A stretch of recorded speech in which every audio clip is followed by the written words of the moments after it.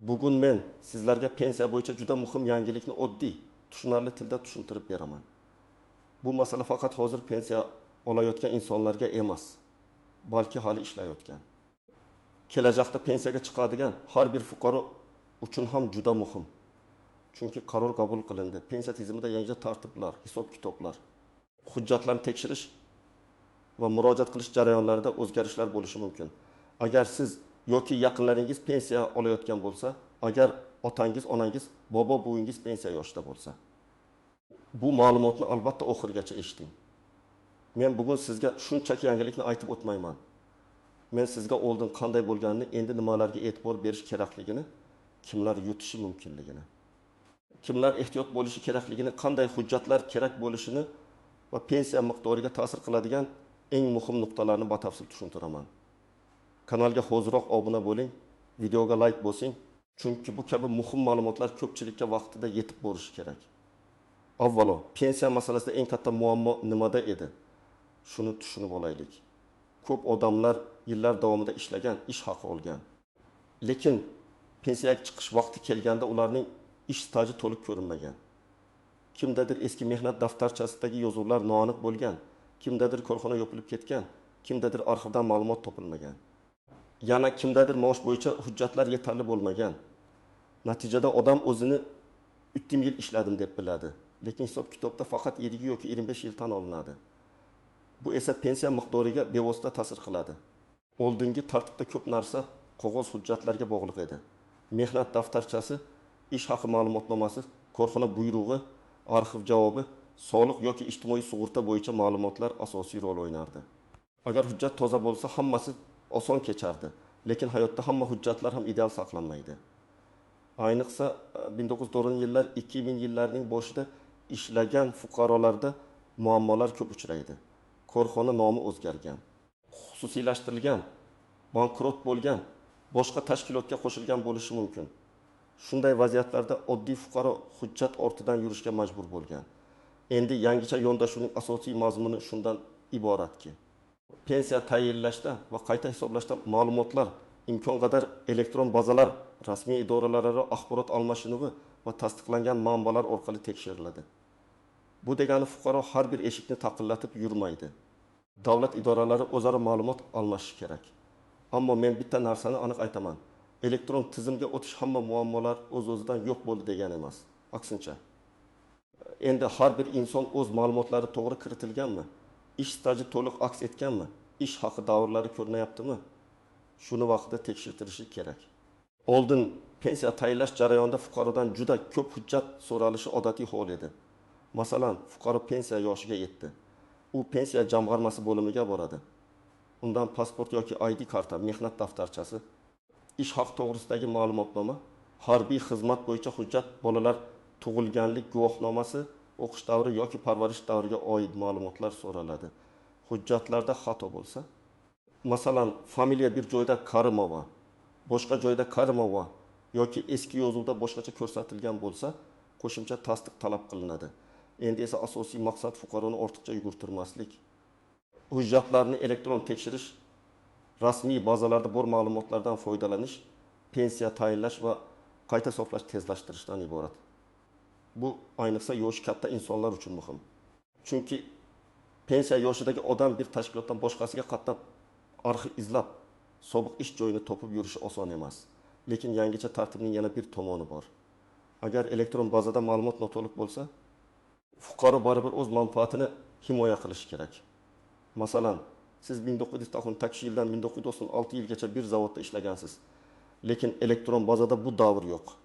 Bunday holatda bazadan chiqmayapti deb jim o'tirish kerak emas.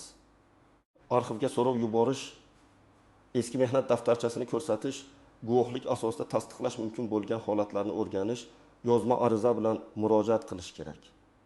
Men amaliyotda ko'p ko'rganman. Odamlar pensiya tayinlangandan keyin menga shuncha chiqibdi, demak shu to'g'ri ekan deb o'ylaydi. Aslida esa pensiya miqdori noto'g'ri hisoblangan bo'lishi mumkin. Ba'zan 2 yil ish staji hisobga olinmay qoladi. Ba'zan yuqori maosh olingan davr emas, pastroq davr asos qilib olinadi. Ba'zan bola parvarishi, harbiy xizmat yoki o'qish davri masalasi to'g'ri ko'rib chiqilmaydi. Shuning uchun yangicha tizimda ham fuqaro hushyor bo'lishi shart.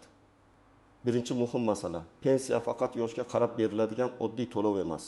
Uning miqdori bir nechta omilga bog'liq. Eng asosiylari ish staji, ish haqi. Qonunda belgilangan minimal talablar, imtiyozli davrlar va ayrim holatlarda qo'shimcha ustamalar hisoblanadi. Kimdir 25 yil ishlagan bo'lishi mumkin. Kimdir yartim yil ishlagan bo'lishi mumkin. Tabiiyki, ularning pensiya miqdori bir xil bo'lmasligi kerak. Lekin bu farq to'g'ri chiqishi uchun hujjatlar ham to'g'ri bo'lishi kerak. Ikkinchi masala, rasmiy ishlagan davr juda muhim. Ko'pchilik men 10 yil bozorda ishlaganman. Men qurilishda yurganman. Men dehqonchilik qilganman deb aytadi. Lekin pensiya hisobida har bir mehnat faoliyati avtomatikdan olinmaydi.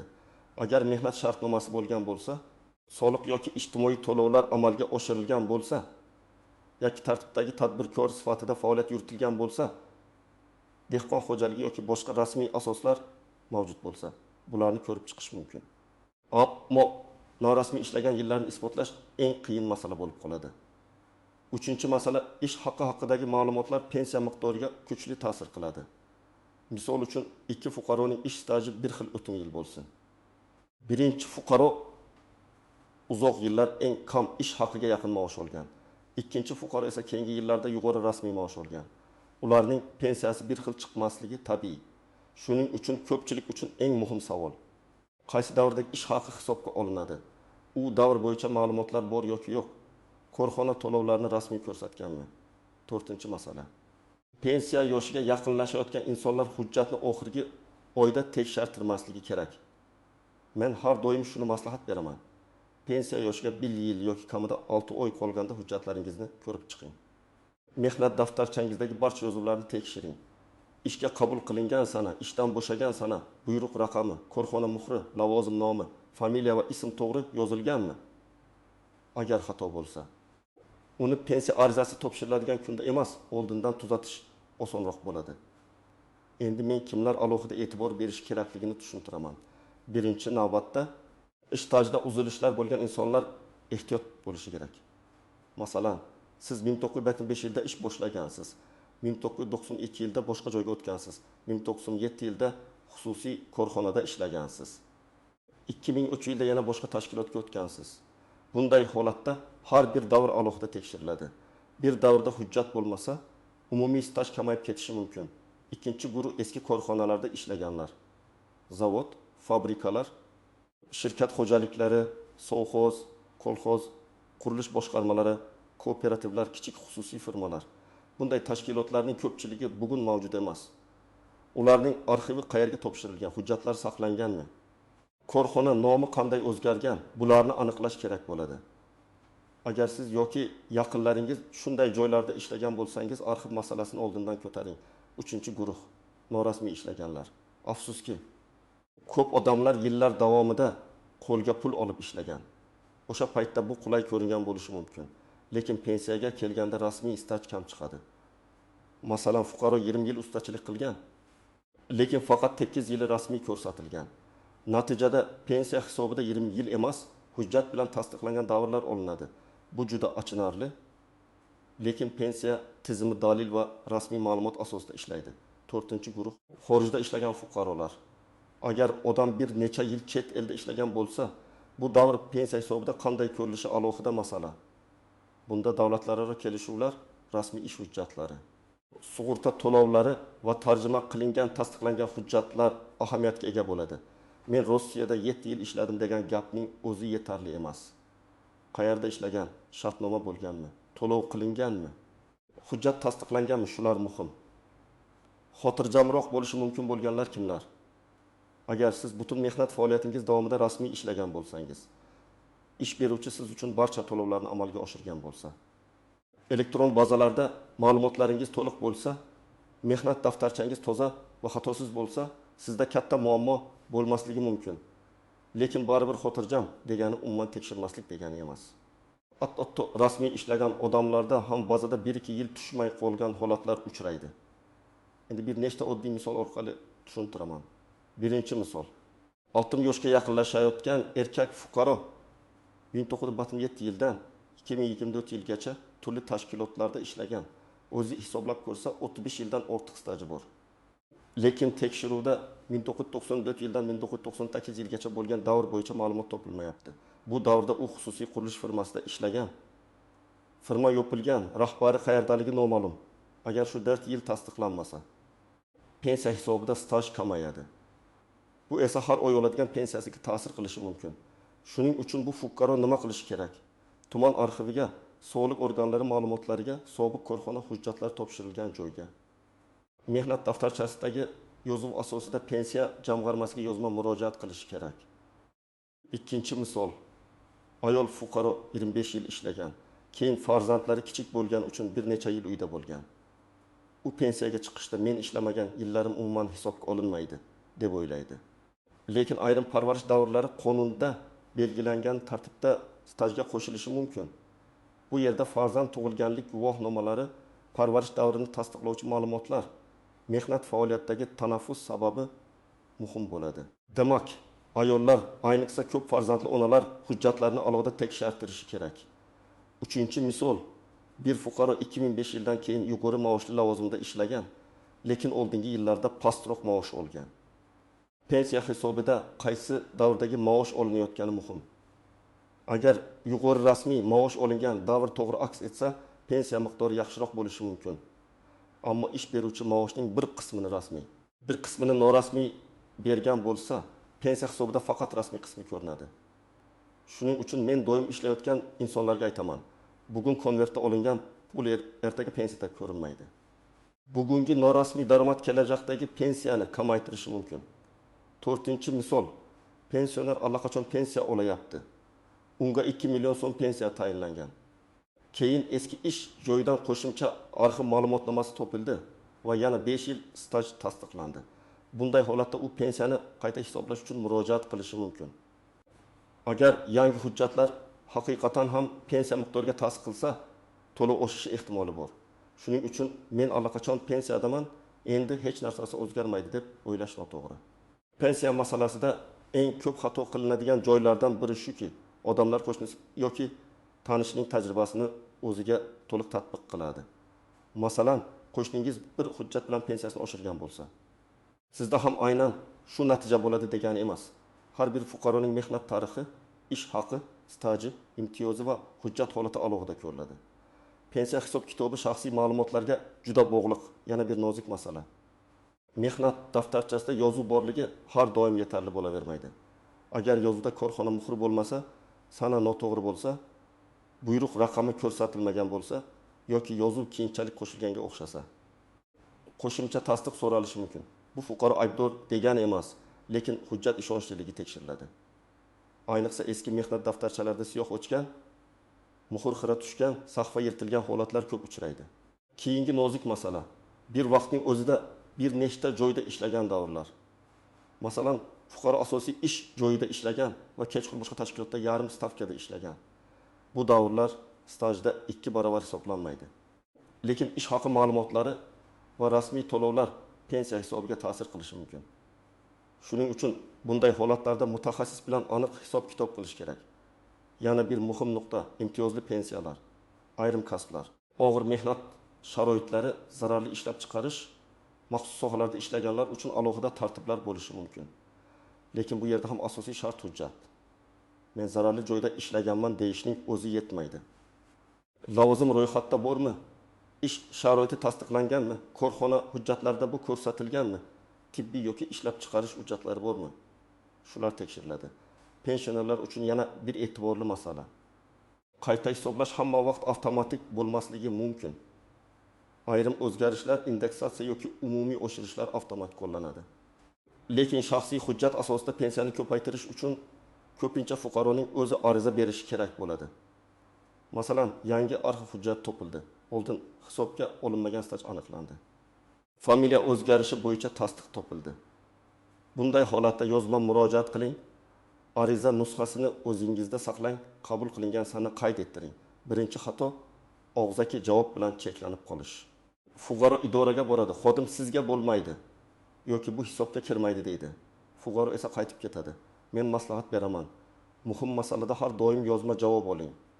Agar siz ariza topshirsangiz, idora sizga asoslantirilgan javob berish kerak. Yozma javob bo'lsa, keyin yuqori tashkilotga yoki sudga murojaat qilish imkoniyati aniqroq bo'ladi. Ikkinchi xato hujjatlarni uyda tartibsiz saqlash.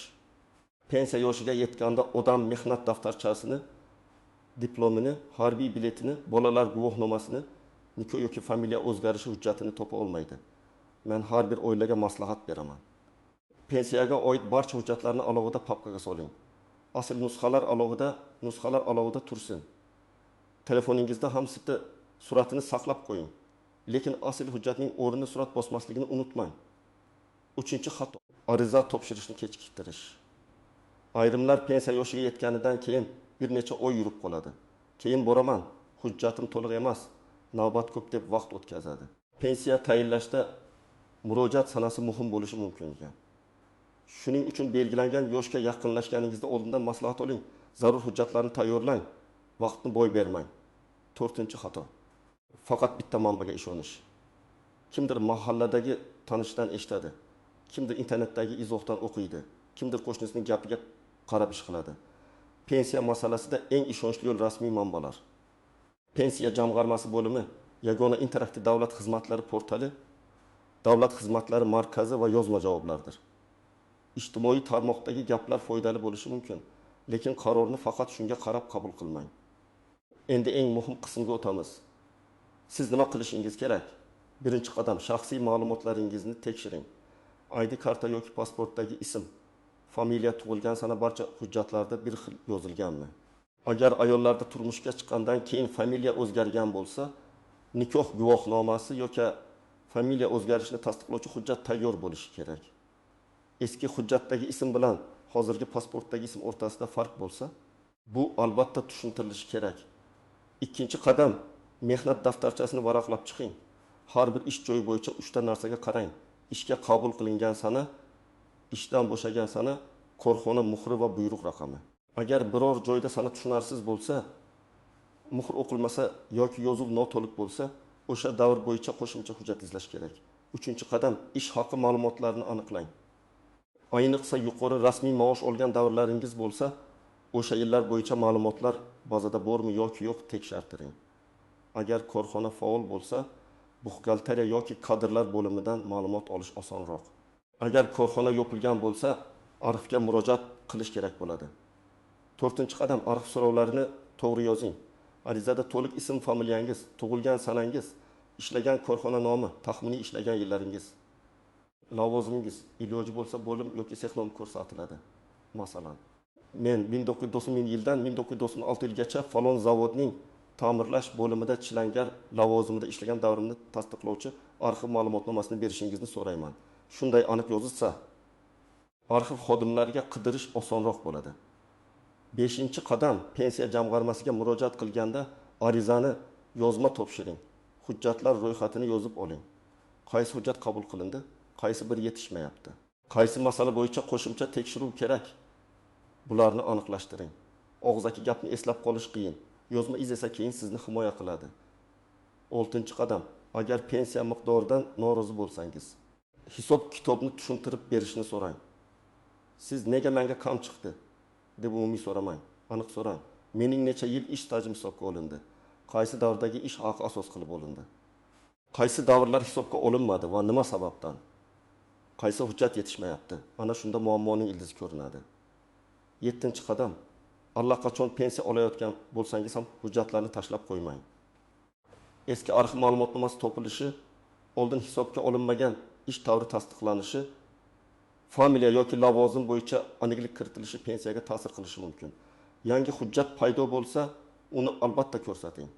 8-qadam: ishlayotgan yoshlar uchun maslahat. Bugun siz 25, 30 yoki 40 yoshda bo'lishingiz mumkin va pensiya haqida o'ylamasligingiz tabiiy. Lekin pensiya sizning bugungi rasmiy ish faoliyatingizdan boshlanadi.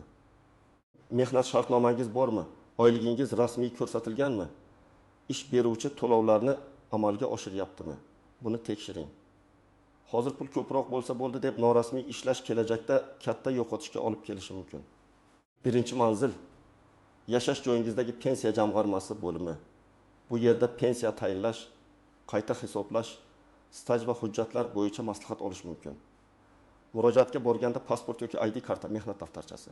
Mavjud ma'lumotnomalar, arxiv javoblari, harbiy bilet, diplom, bolalar tug'ilganlik guvohnomalari kabi hujjatlarni olib boring. Ikkinchi manzil davlat xizmatlari markazi. Ayrim xizmatlar shu markazlar orqali ko'rsatiladi. U yerda ariza topshirish, ma'lumot olish, elektron xizmatlardan foydalanish mumkin. Agar siz internetdan foydalanishga qiynalsangiz, davlat xizmatlari markazida mutaxassislar yordam berishi mumkin. Uchinchi manzil. Yagona interaktiv davlat xizmatlari portali. Agar sizda elektron raqamli imzo yoki mobil identifikatsiya imkoniyati bo'lsa, ayrim ma'lumotlarni onlayn tekshirish va ariza yuborish qulay. Bu navbatda turish kamaytiradi. Lekin elektron murojaat qilganda ham javoblarni saqlab qo'ying. Ariza raqamini yozib oling. 4-manzil arxiv idoralari. Eski ish joylari bo'yicha ma'lumot aynan arxivda bo'lishi mumkin. Korxona hujjatlari qaysi arxivga topshirilganini aniqlash ba'zan vaqt oladi. Shuning uchun bu ishni oxirgi kunga qoldirmang. Agar bitta arxivda topilmasa, korxona joylashgan hudud tarmoq arxivi. Hokimlik yoki tegishli tashkilot orqali izlash kerak bo'lishi mumkin. 5-manzil sobiq ish beruvchi yoki uning huquqiy vorisi. Agar korxona nomi o'zgargan bo'lsa, yangi tashkilot eski hujjatlarning bir qismini saqlayotgan bo'lishi mumkin. Masalan, oldin avtotransport boshqarmasi bo'lgan tashkilot keyin boshqa nom bilan yuritilgan bo'lishi mumkin. Bunday holatda huquqiy vorislik masalasini aniqlash muhim. Men sizga amalda kerak bo'ladigan hujjatlarni sanab o'taman. Birinchisi, shaxsni tasdiqlovchi hujjat. Ikkinchisi, mehnat daftarchasi yoki mehnat faoliyatini tasdiqlovchi elektron ma'lumot. Uchinchisi, ish haqi to'g'risidagi ma'lumotnomalar, ayniqsa pensiya hisobiga ta'sir qiladigan davrlar bo'yicha. 4-si, harbiy xizmat bo'lgan bo'lsa, harbiy bilet yoki tegishli ma'lumotnoma. 5-si, ta'lim davri hisobga olinishi mumkin bo'lgan holatlarda diplom yoki o'qish haqida hujjat. 6-si, ayollar uchun farzandlar tug'ilganlik guvohnomalari, familiya o'zgargan bo'lsa, nikoh guvohnomasi. 7-si, arxiv ma'lumotnomalari. 8-si, imtiyozli ish sharoitlari bo'yicha lavozim va ish joyini tasdiqlovchi hujjatlar. Hujjatlarni topshirayotganda asl nusxani ko'rsating, nusxasini tayyorlab boring. Har bir topshirilgan hujjat bo'yicha ro'yxat yuriting. Agar hujjat yo'qolsa yoki qayta so'ralsa, sizda qaysi sanada, qaysi idoraga, nima topshirilgani haqida ma'lumot bo'ladi. Yangicha tartiblarning eng katta foydasi shundaki, pensiya jarayoni shaffofroq bo'lishi, elektron ma'lumotlar orqali tezroq tekshirilishi. Fuqaroning ortiqcha ovora bo'lishi kamayishi mumkin. Lekin bu faqat tizimga tayanib o'tirish kerak degani emas. Eng yaxshi natija davlat bazasidagi ma'lumotlar bilan fuqaroning qo'lidagi hujjatlar mos kelganda bo'ladi. Agar ma'lumotlar to'liq bo'lsa, pensiya o'z vaqtida tayinlanadi. Agar oldin hisobga olinmagan davrlar topilsa, pensiya qayta hisoblanishi mumkin. Agar hujjatlarda xato bo'lsa, vaqtida tuzatilsa, keyingi nizolarning oldi olinadi. Agar fuqaro hech narsa tekshirmasa, muammo pensiya tayinlangandan keyin bilinishi mumkin. Bu esa vaqt, asob va pul yo'qotishiga olib keladi. Men ekspert sifatida bitta narsani alohida ta'kidlayman. Pensiya bu sadaqa emas. Bu sizning yillar davomida qilgan mehnatingiz, rasmiy to'lovlaringiz, qonuniy huquqingiz bilan bog'liq masala. Shuning uchun o'z huquqingizni bilish, hujjatingizni tartibga keltirish, hisob-kitobni tushunish juda muhim. Bugungi asosiy xulosa shuki, pensiya endi yangicha yondashuv asosida ko'rib chiqilishi, ma'lumotlar elektron bazalar orqali tekshirilishi, hujjatlar va staj masalasida aniqlik kuchayishi mumkin. Bu ko'pchilik uchun qulaylik yaratadi. Lekin har bir fuqaro o'z ma'lumotlarini tekshirtirishi shart. Pensiya yoshiga yaqinlashganlar hujjatlarni oldindan tayyorlasin. Allaqachon pensiya olayotganlar esa yangi hujjat topilsa, qayta hisoblash imkoniyatini o'rgansin. Yoshlar esa bugundan rasmiy ishlashning qadrini tushunsin. Sizdan iltimos, izohlarda yozib qoldiring. Sizda yoki yaqinlaringizda pensiya hisoblashda muammo bo'lganmi? Ish staji to'liq chiqqanmi yoki qaysidir yillar hisobga olinmay qolganmi? Videoga like bosing, kanalga obuna bo'ling va bu ma'lumotni ota-onangiz, qarindoshlaringiz, pensiya yoshiga yaqin insonlarga yuboring. Chunki bitta vaqtida tekshirilgan hujjat odamning butun umr oladigan pensiyasiga ta'sir qilishi mumkin.